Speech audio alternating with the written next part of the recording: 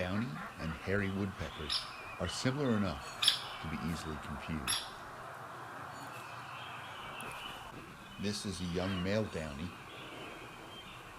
Notice the red patch on the back of its head. There are also dark spots on its white tail feathers.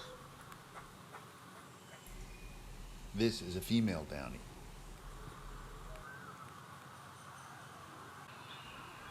Male downy.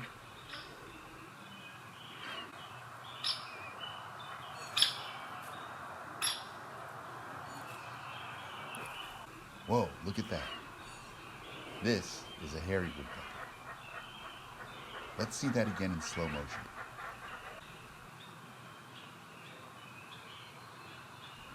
In addition to a much longer bill, hairy woodpeckers also lack the black spots on their white tail feathers that downies have.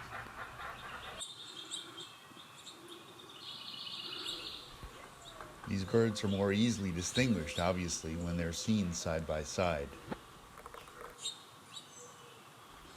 Unfortunately, that's not something that happens all the time.